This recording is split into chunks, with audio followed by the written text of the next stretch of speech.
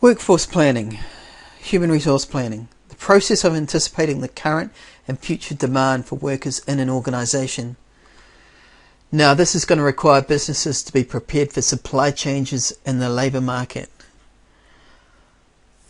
Now, planning the human resource needs of an organisation requires consideration of the firm's level of demand for labour. Simply put, how much labour does the firm need now? How much does it anticipate that it will need in the near and medium term future? Anticipating the demand for workers. Several factors can be looked at. Firstly, historical data.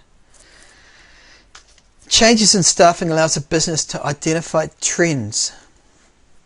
For example, if workers stay on average with the company for 5.5 years, then the human resource department can plan around that sort of figure.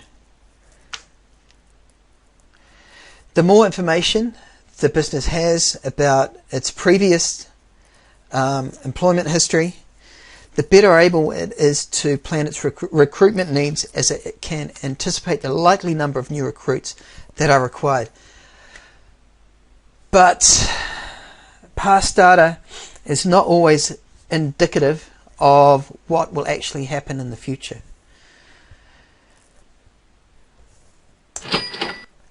Flexibility and workload of employees will provide information on whether to either raise or reduce the demand for human resources.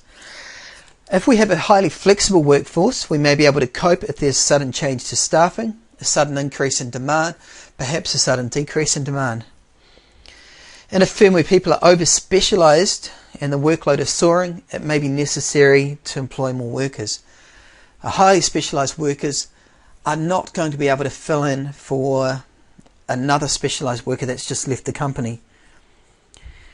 The skills and expertise of existing workers may mean that they can be reassigned to different jobs if they're flexible enough and when necessary.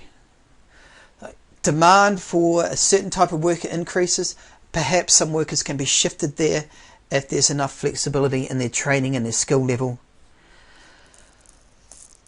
A restructuring of human resources, such as management opting for a smaller hierarchical structure, we're going to come to that later, that's in Unit 2.2, will also affect the demand for labour. Capital intensity, the opposite of labour intensity really. It measures the amount of capital usage in comparison to other factors of production. An automated business such as a car manufacturing plant, think Toyota, huge investment in capital equipment, robots replacing workers. Any change to automation will result in a business requiring less labour. So you could imagine Toyota back in the old days when they had workers instead of those robots. They were screwing in the bolts, assembling panels. Along came the robots, displaced the workers. A low capital intensity, this is the opposite. Low capital intensity means high labour intensity. There's a lot of labour compared to the capital machinery involved. It's going to require the business to hire more workers if output is going to be raised. So, for example, if waiting lists for a National Health Service are to be reduced, it's likely to require the recruitment of more doctors and nurses. Work study is a scientific management tool. It's aimed at measuring the best way to complete certain processes.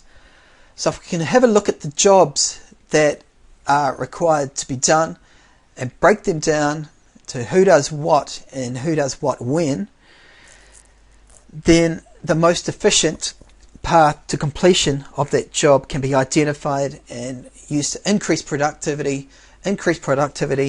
You can perhaps reduce your labour. Derived demand, coming straight from economics. The level of demand for labour, like all other resources, depends on the final demand for the good or service, the product that's being produced. So if there's no need for a school to hire German language teachers if students don't opt to take the subject. Derived demand, German language teacher out the door. Increased student demand for business and management. More business and management teachers walking in the door. Derived demand. What's demanded needs to be supplied. Who can supply it? Those with the skills.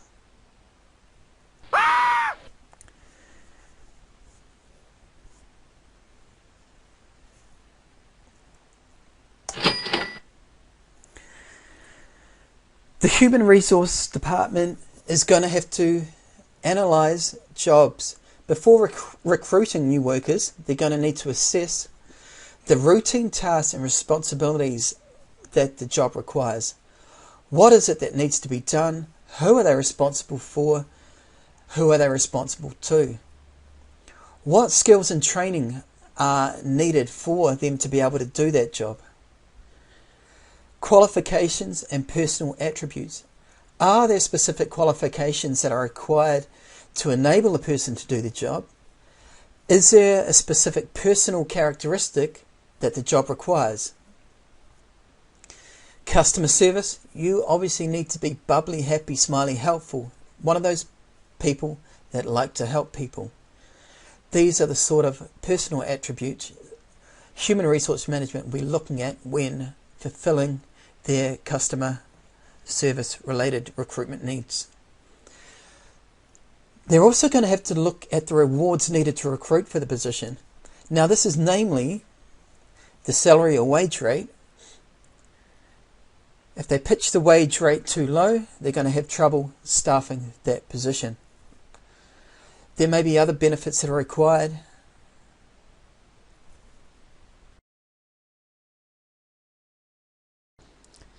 Recruitment and selection, essential to the running of any business.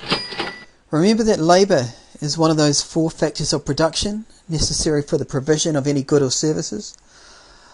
Now, hiring the right person, hiring the right people helps ensure that the business can function effectively. Now, it's quite a time-consuming job and it can be rather expensive. It's crucial that managers ensure the procedures in place for recruiting the people that the business needs is as effective as possible. Now, recruitment often begins when the vacancy becomes available within the organisation. The business has expanded, or somebody is left and it's necessary to replace that person. The first thing they're going to have to do in advertising for the new job is to come up with a job description. Now that's a document that outlines the nature of a job. So the roles, the tasks and responsibilities.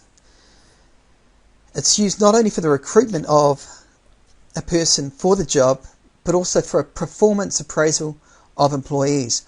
Once there's a job description, you can match how well the new employee is fulfilling his or her new job.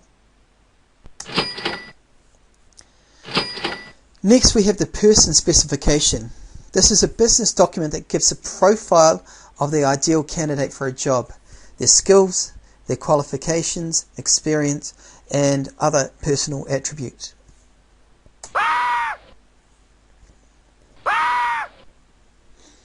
Your turn. Why is it necessary for a business to produce well-defined job descriptions? We're specifically looking at you incorporating these words into this paragraph.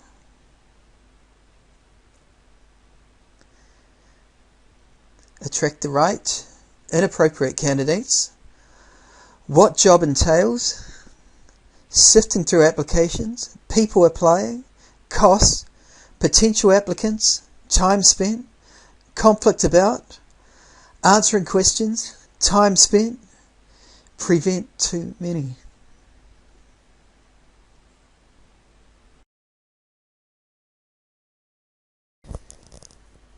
Okay, a quick summary of the recruitment process. As we speak, a list of activities that the human resource managers are required to do are popping up. Your job in a second is to list these in chronological order, in time order, from first to last. So the human resource management role, you need to list these activities in chronological order. It's probably a good time to pause the video now, come back and check your answers in a second. Right, first things first, perform job analysis to determine the firm's need to hire. Write that job description and person specification.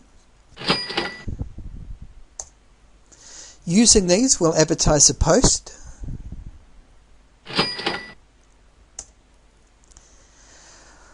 Once we've got applications coming in, we'll screen them and come up with a shortlist of those most suitable to the position. We'll interview those on the shortlist. The longer your shortlist, the more costly it is for your business. We may or may not test the aptitude of the candidates.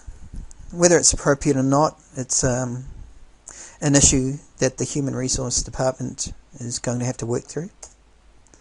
Check references.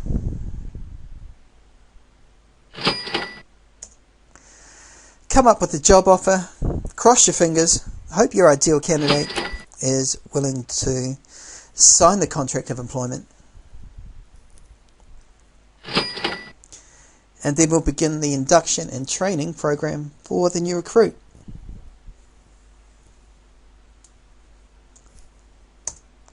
Summary of the recruitment process.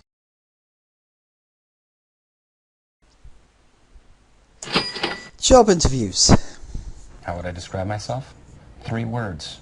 Hardworking, alpha male, jackhammer, merciless, insatiable. Right, what not to do at a job interview.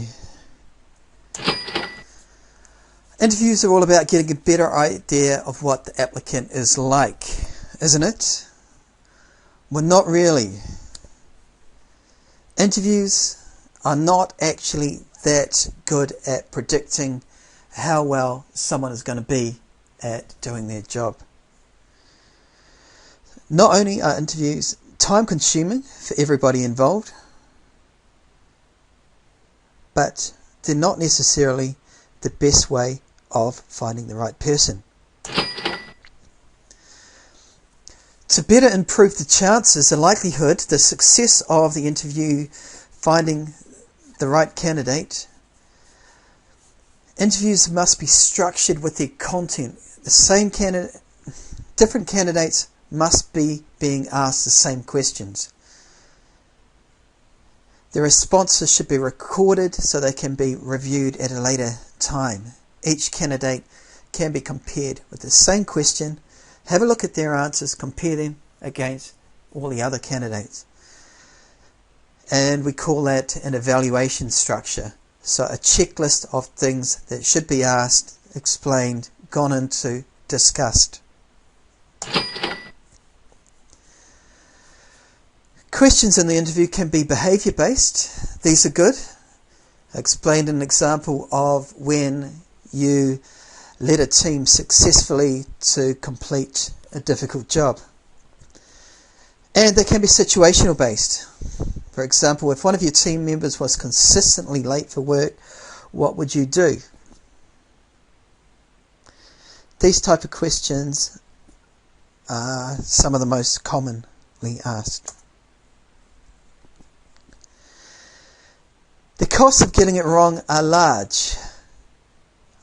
The interview process is a costly, time-consuming process. Get it wrong, 6 months down the track, you'll be going through the same process again. Human resource managers will be involved.